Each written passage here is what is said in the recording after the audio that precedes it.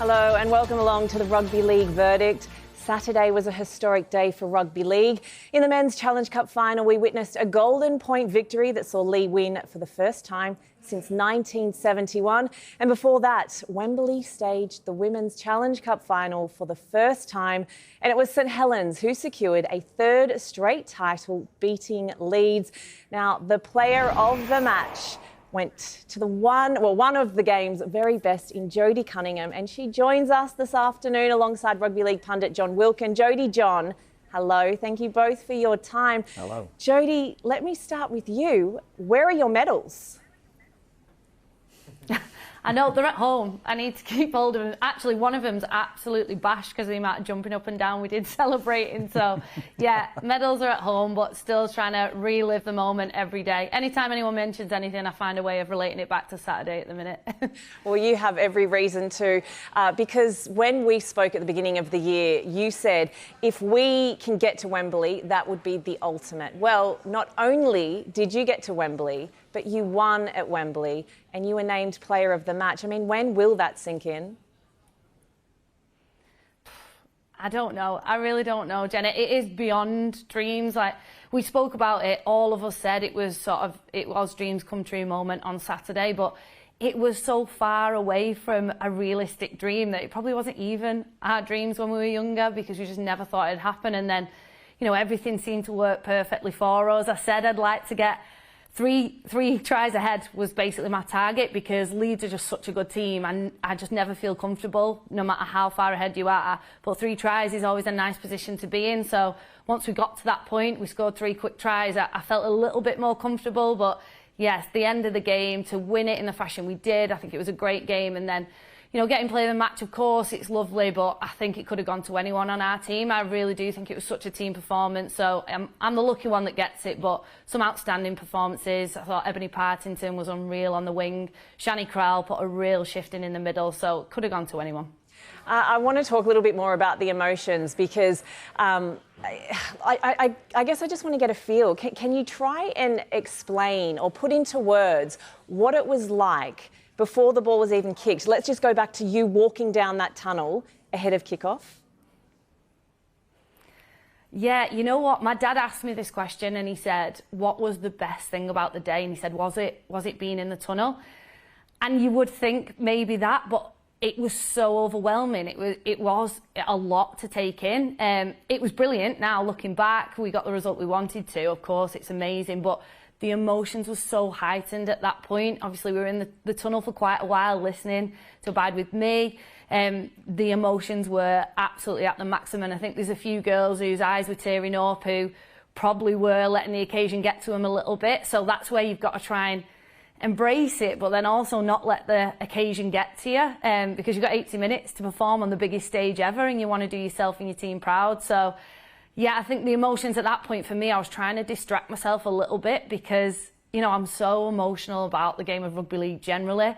But Saturday particularly, the weight that I put on that game and getting to Wembley and then hopefully performing at Wembley was massive and probably unhelpful at times. So in that moment when you know you're about to walk out and your dreams genuinely are about to come true, it is overwhelming. So just trying to not cry for most of it. John, to think Jodie began her career playing in fields in front of only family and friends. I mean, to be playing in front of thousands at a stadium like Wembley, it's a massive step for the women's game. Yeah, it's huge. I just wanted to say, Jenna, you asked if Jodie was wearing her medals. Like, you can't perpetually just keep wearing your medals. Why? Like, you can't wear them in public. You're just not allowed to wear them in public. You can't go out in your medals. Like, you just can't. Imagine Sure Michael you can. Phelps, the swimmer, walking around. He's got like 86 gold medals around his neck, so you can't do it. Firstly, Are I you want to just say saying that because congratulations did you win many medals? Is that why you're saying it? Yeah, absolutely. I won so many medals that I don't have any anymore. No, look, I think it's an amazing achievement. So firstly, congratulations to Jodie and St Helens ladies and what they achieved, but also congratulations to the women's sport. I think it's a landmark moment, and the interesting thing is that when you hit these landmark moments, these big moments in the game, well, it's almost like a defining period. Now, for me, it's exciting that the first game has been at Wembley and that we're celebrating St Helens' success and Jodie's success, who, just to talk about Jodie, has been an ambassador and really, publicised and promoted the women's sport like beyond belief, has done an incredible job at that. But this landmark moment now leads to what's next, right? What's coming next for women's sport? For me, it is a doubleheader at the grand final. It's a must. If anybody's listening from the game, if anybody takes an interest in the game, if anybody understands the commercial asset of rugby league and that this is part of it now, gets it, then the game has to be a doubleheader at Old Trafford. And I don't care what grumpy greenskeepers, groundsmen say, football groundsmen who are protective over the pitch like it's a little baby. It's a rectangle of grass. Let the women play on it before the men's and make that double header happen. I think my question for Jodie is just really how she sees the development following such a landmark moment. Yeah, no, you raised some really good points, John, and it does feel like a landmark moment. That's what it felt like. And well, what's great about women's sport is when we push and we finally get to a point and you get the thing that you wanted, everyone's then thinking, what's next? And equally, it's very hard to go backwards. There's a commitment now that it's going to be at Wembley for the next 2 years, which means that, everybody who's involved in the game now can really strive to be part of that day, because it was worth everything we have to commit to be part of that occasion. For me now, it's about learning from it. Okay, we had the first game there. We didn't know what it was going to be like. We didn't know what the crowd would be like. There was 3 games on the day plus the schools final. It's a lot. It's a lot to ask fans to commit to. It's an early kickoff. I think there's loads we can learn about. What do the fans want? How do we create our own fan base now that then adds to the occasion? It adds to bringing money and revenue into the sport. And I think that's what we've got to do off the back of this one, is really learn what the fans want. What do women's rugby league fans want? Are they the same? Is it the same demands as the men's game? Do they enjoy the same things about it? Because it is different. It's the same sport, but it's a different game and hopefully appeals to different people as well. And I've had so many messages now of parents and the young girls of families who are saying, my daughter is saying that she's going to play at Wembley one day now. My daughter's asked, can I go down to a game? I want to go and watch them play. That's what we need to now take advantage of to try and build the fan base so that we start bringing in money. We can look at what's next. We can build on what was a fantastic day for rugby league in general, but specifically women's rugby league. Jodie, John makes a good point with a potential doubleheader at Old Trafford at either the end of this year or perhaps next year. I mean, you work at the RFL. How likely is that to happen? Look, this year, obviously, in terms of planning and everything that goes into that, it wouldn't be this year.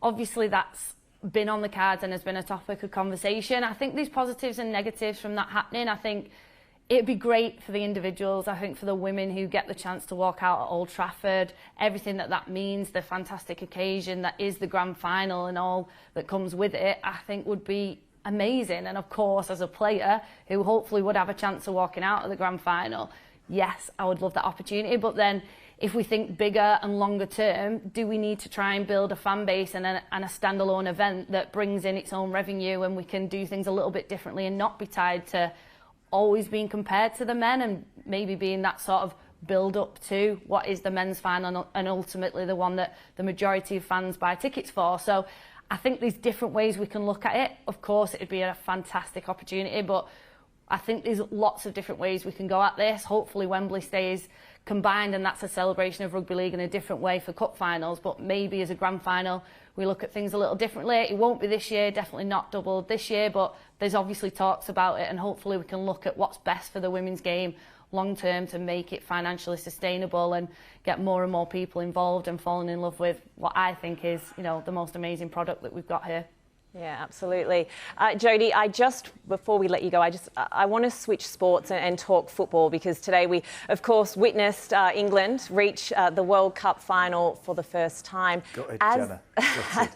Me clearly being Australian. Gutted, Jenna Brooks. Of course I am. I'm a proud Aussie. But you know what? Do you know what I'm proud of? Seeing so many people at the ground. There's been, record audience figures on television. So, Jodie, I want to get your opinion on where you see women's sport as a whole at the minute. Look, football are the front runners, aren't they? And it's incredible to see so many people getting behind England in this World Cup. It's fantastic. You know, we had it on in the office, everyone celebrating. There's a few Aussies here as well, Jenna, who are supporting Australia. But, you know, it's a brilliant day. I think whenever England can beat Australia in a big sports match, then we're having a good day. But, you know, I think for sport in general, there's a tipping point now where actually people have to know about it, to be present, to be able to walk into the shop when things are being spoken about, to go into the pub with your mates and then speaking about the game, and you'd have to know who won today. Did England win? Did England get through to the final? That's now a talking point. I think women's sports finally tipped over into that must-know category to be able to have those casual conversations, and that for me is a huge sign. Before, it probably wasn't cool to be a die-hard women's fan, whereas now actually it's just football, it's just England doing well, and I think it's doing fantastic things for women's sport in general, and all of them now are going in the right direction and feeding off the success that each one has. Yeah, hear, Jodie. Listen, I will let you go because I know you are a very busy lady, but again, a huge congratulations for that amazing win at the weekend. Next time I see you, though, I do, despite what John Wilkins says, I want to see those medals around your neck, okay? Okay, I'll get them back on just for you, Jenna. Thank you, Jodie. No. John, No. Okay, let's talk. Just no. What, did you win like a swimming competition when you were 12 or something? Why haven't you got your medal on? Do you know what I mean? Oh, actually, it was athletics. It was athletics, and I took it off before coming on set. But anyway, let's now focus on the men's game. And of course, Lee's Lachlan Lamb kicked the winning drop goal to seal the famous Golden Point win over Hull KR. I mean, you were there. You were on the pitch at full time. It was quite a moment, wasn't it? Yeah, I mean, look, it was an amazing day. I thought the men's game delivered. It was two teams that are not, you know, used to being at big games, and Wembley Way has never seen so many flattened vowels and leopard print costumes. It was something to behold. The atmosphere was different. It just hit differently to when I've been down there for your usual St Helens, Wigans, Warringtons, you know, all these sorts of characters there. I think the fans from those teams are just sort of used to getting to those games. Well, Lee's fans and Hull KR's fans were genuinely excited to be in there, and that was infectious, and it caught me, off guard. The finish to the game was incredible, and Lachlan Lamb, obviously Adrian Lamb's son, to kick the winning drop goal in the closing stages was just a magical moment. I think credit to both sides. I thought Lee did well under the scrutiny and pressure of this leopard mania that Derek Beaumont's created, but Hull KR conducted themselves impeccably well, were classy in defeat, fought till the end, showed resilience, grit, determination, and a fight when they weren't playing so well to stay in a game. And that's what I love about sport, is watching two teams go at it ding-dong like that. And somebody has to come out and win and lose, and at those moments it's tragic, but it was an incredible moment for Lee.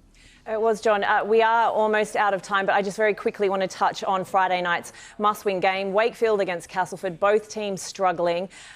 Your favourite question, I want a prediction. Who wins and why? I'm not answering. I've refused to answer these questions because if I get it right, you never then come on next week and go, oh, John was right last week. Because you're if never I get it right.